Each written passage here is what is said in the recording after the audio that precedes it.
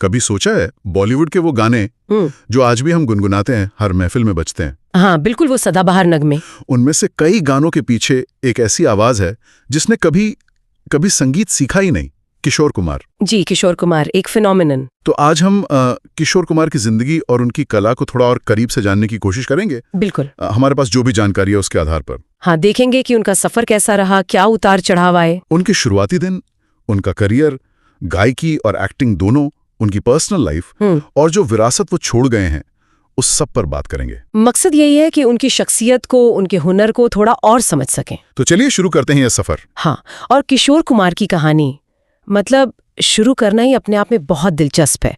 भारतीय सिनेमा में शायद ही कोई और ऐसा हो। सही कहा। बिना किसी फॉर्मल ट्रेनिंग के आवाज की दुनिया में वो मुकाम बनाना जहां करोड़ों लोग आपकी आवाज से जुड़ जाएं, महसूस करें, ये सच में हैरत अंगेज है। बिल्कुल, नेचुरल टैलेंट जिसे कहते हैं। बिल्कुल, जैसे किसी सांचे की जरूरत ही नहीं पड़ी। तो उनके बिल्कुल शुरुआती दिनों की बात करें, जैसा सुनने में आया है, उनका जन्म 4 अगस्त 1929 को मध्य प्रदेश के खंडवा शहर में हुआ था। जी हाँ, खंडवा में। और ये बात शायद कम लोग जानते हों कि उनका असली नाम किशोर कुमार नहीं था। हाँ, उनका असली नाम था आभास कुमार गांगुली। आभास कुमार गांगुली। अच्छा, वो अपने भाई बहनों में सबसे छोटे थे। 4 भाई बहन थे वो। जी, और उनके सबसे बड़े भाई अशोक कुमार, वो तो तब तक बहुत बड़े स्टार बन चुके थे। दादा मुनि। हाँ, दादा मुनि। तो घर में फिल्मी माहौल तो था ही। जाहिर है। तो क्या ये माना जाए कि अशोक कुमार की वजह से ही उनका सिनेमा की तरफ रुझान हुआ, या पहला वास्ता पड़ा? हाँ, मतलब शुरुआती कनेक्शन तो वहीं से बना। जानकारी ये कहती है कि अशोक कुमार चाहते थे कि छोटा भाई भी एक्टिंग में आए। ओह, एक्टिंग में लाना चाहते थे। जी, और किशोर जी ने कुछ शुरुआती फिल्मों में एक्टिंग की भी, लेकिन कहते हैं ना, मन कहीं और था। हाँ, मन तो गायकी में था। बिल्कुल। तो ये दिलचस्प है कि बड़े भाई का इतना नाम, इतना असर होने के बाद भी उन्होंने अपनी राह चुनी। देखिए, कनेक्शन आपको पहला मौका दिला सकता है। हाँ, दरवाजा खोल सकता है। बिल्कुल। पर टिके रहना और फिर दशकों तक राज करना, वो तो सिर्फ और सिर्फ उनकी अपनी काबिलियत थी, उनका अनोखा अंदाज था। सही बात है। विरासत तो प्रतिभा पर ही बनती है। जी। और उनकी प्रतिभा का सबसे बड़ा सबूत तो खैर उनका संगीत ही बना। अच्छा, ये बात तो काफी सुनी है और शायद सच भी है कि शुरू में वो के.एल. सहगल साहब जैसा गाने की कोशिश करते थे। हाँ, ये बात आती है सामने। वो सहगल साहब को अपना आदर्श मानते थे, तो उनकी नकल करते थे शुरू में। तो फिर वो अपनी यूनिक स्टाइल तक कैसे पहुंचे? ये बदलाव कैसे आया? वो चुलबुली, कभी दर्द भरी आवाज। हाँ, ये बहुत अहम सवाल है और इसमें बड़ा क्रेडिट जाता है महान संगीतकार एस.डी. बर्मन को। बर्मन दा को। अच्छा जी। उन्होंने किशोर कुमार को पहचाना और कहा कि भाई, ये नकल करना छोड़ो, अपनी आवाज में गाओ, अपना अंदाज बनाओ। वाह। कहते हैं बर्मन दा ने ही उन्हें अपनी आवाज की रेंज, उसमें जो एक शरारत थी, उसे बाहर लाने को कहा। ये बस नकल छोड़ना नहीं था, ये खुद को पहचानना था। मतलब किसी और की तरह नहीं, बल्कि किशोर कुमार बनना। बिल्कुल, ये एक बड़ा शिफ्ट था उनके लिए, मानसिक तौर पर भी। और फिर आया वो साल 1969, फिल्म आराधना, जिसने सब कुछ बदल दिया। हाँ, आराधना टर्निंग पॉइंट जिसे कहते हैं। गाने थे रूप तेरा मस्ताना और मेरे सपनों की रानी। रातों रात वो सिंगिंग के सुपरस्टार बन गए। मतलब वो पहले भी गा रहे थे, हिट्स भी थे, पर आराधना वाली बात अलग थी। जी हाँ, बिल्कुल अलग। आराधना सिर्फ एक हिट एल्बम नहीं थी, वो दौर था जब किशोर कुमार की आवाज सुपरस्टार राजेश खन्ना की आवाज बन गई। हाँ, ये जोड़ी तो कमाल थी। और इस जोड़ी ने तो फिर लाइन लगा दी हिट्स की।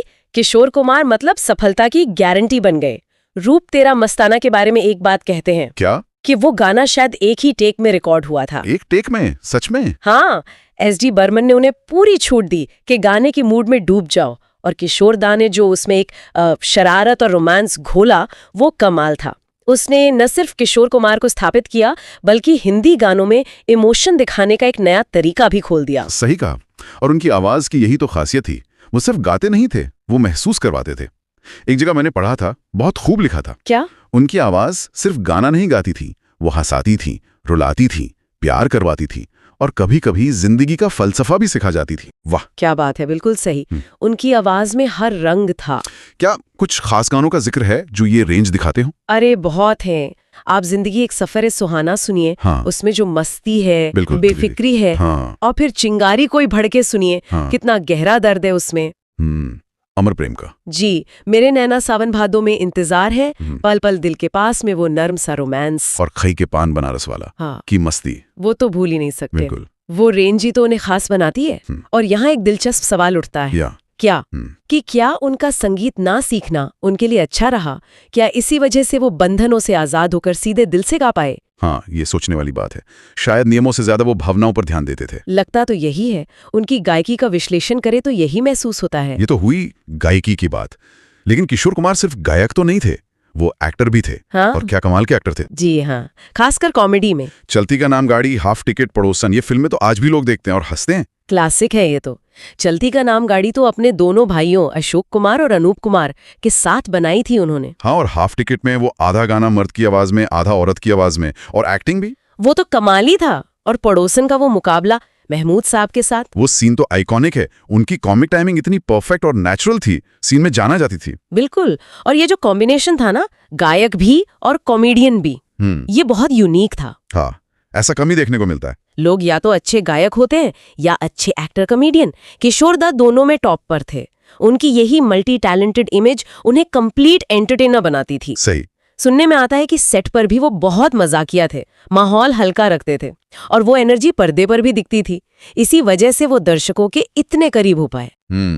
तो प्रोफेशनल लाइफ तो जबरदस्त थी, लेकिन पर्सनल लाइफ वो भी काफी चर्चा में रही है ना। हाँ, जैसा आपने कहा, उनकी निजी जिंदगी भी किसी फिल्म की कहानी जैसी ही थी, काफी रंगीन। उन्होंने 4 शादियां की।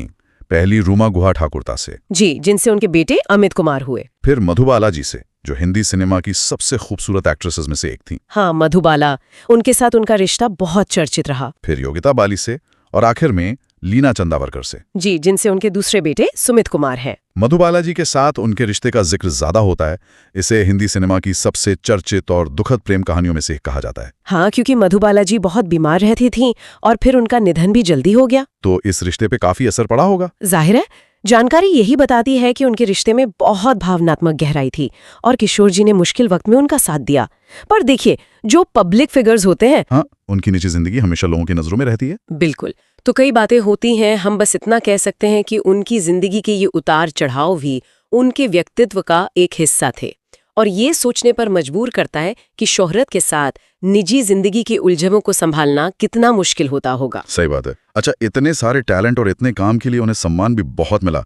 बेस्ट मेल प्लेबैक सिंगर के लिए 8 फिल्म फेयर अवार्ड्स। जी, 8 रिकॉर्ड है ये आज भी। ये दिखाता है कि गायकी में उनका दबदबा कितना था। बिल्कुल। लेकिन शायद उनके लिए, जैसा कहीं कहा गया है, असली पुरस्कार तो जनता का प्यार था। हाँ, और वो प्यार तो आज भी कायम है, उनके जाने के इतने साल बाद भी। तो इसका मतलब यही है कि उनकी कला, उनकी आवाज वो टाइमलेस है, समय उसे बांध नहीं पाया। सही कहा। आज भी उनके गाने रेडियो पर, पार्टियों में, अकेले में, हर जगह सुने जाते हैं। और नई पीढ़ी भी उनसे कनेक्ट करती है। ये कमाल की बात है। ये उनकी कालातीत अपील है। पल पल दिल के पास, चिंगारी कोई भड़के, ये शाम मस्तानी, ओ मेरे दिल के चैन, मेरे सपनों की रानी, हमें तुमसे प्यार कितना, आने वाला पल, जाने वाला है, लिस्ट तो खत्म ही नहीं होती। हाँ। और ये आज भी फ्रेश लगते हैं। तो सवाल उठता है कि क्यों उनके गाने आज भी इतने रिलेटेबल हैं? हाँ, क्या वजह है? देखिए, एक तो उनकी आवाज की मौलिकता, वो किसी की तरह नहीं थे और उसमें इमोशंस को उतारने की गजब की क्षमता थी। दूसरा, ज्यादातर गानों के बोल बहुत सरल, दिल को छूने वाले होते थे और धुनें भी मधुर। हाँ, ये भी है। और तीसरा, और शायद सबसे जरूरी, उनकी गायकी में एक ईमानदारी थी, एक सच्चाई। चाहे मस्ती भरा गाना हो या दर्द भरा, लगता था कि वो सीधे दिल से आ रहा है। बिल्कुल। यही बातें उनके संगीत को सदाबहार बनाती हैं। वो सहजता, वो इमोशनल डेप्थ और वो आवाज जो हर मूड को पकड़ लेती थी। उनकी विरासत यही है, वो आवाज जिसे किसी ट्रेनिंग की जरूरत नहीं थी, वो बस थी। अफसोस कि ये सुरीला सफर भी एक दिन खत्म हुआ। 13 अक्टूबर 1987। जी, महज 58 साल की उम्र में दिल का दौरा पड़ा था। ये इंडस्ट्री के लिए बहुत बड़ा झटका था। बहुत बड़ा। उनकी एक ख्वाहिश थी, कहते हैं वो अक्सर कहते थे, दूध जलेबी खाएंगे, खंडवा में बस जाएंगे। हाँ, ये सुनने में आता है। मतलब वो अपनी जड़ों से, अपने शहर खंडवा से कितना जुड़े थे। बिल्कुल। और उनकी इसी इच्छा का मान रखते हुए उन्हें खंडवा में ही दफनाया गया। ये बात उनके व्यक्तित्व के बारे में बहुत कुछ कहती है। इतनी ऊंचाई पर पहुंचकर भी अपनी मिट्टी को याद रखना। हाँ, ये उनकी सादगी दिखाता है। मुंबई की भागदौड़ में भी वो खंडवा के सुकून को याद करते थे और शायद ये अपनापन, ये देसी अंदाज उनकी आवाज में भी झलकता था। तो कुल मिलाकर, जैसे हमने बात की, किशोर कुमार सिर्फ एक गायक या एक्टर या संगीतकार नहीं थे। वो एक एहसास थे, एक इमोशन थे। सही कहा, एक इमोशन। उनकी आवाज आज भी उतनी ही जिंदा लगती है, उतनी ही ताजी, जैसे कल ही रिकॉर्ड हुई हो। उनकी हंसी, उनकी शरारत, उनकी उदासी, सब कुछ उनकी आवाज में आज भी मौजूद है। और आखिर में एक सवाल मन में रह जाता है। इन सब बातों से यही उभरता है कि बिना किसी फॉर्मल ट्रेनिंग के वो क्या खास बात थी उनकी आवाज में? सिर्फ हुनर था या कुछ और? शायद ही उनकी काबिलियत थी कि वो भावनाओं को महसूस करके उन्हें जस का तस पूरी ईमानदारी से अपनी आवाज में उतार देते थे, जी। चाहे वो मजाकिया गाना हो या कोई दर्द भरा नगमा। हाँ। और यही वो जादू है शायद, जो पीढ़ी दर पीढ़ी लोगों के दिलों को छूता आया है और आज भी छू रहा है। शायद यही उनकी कला का सबसे बड़ा राज भी है।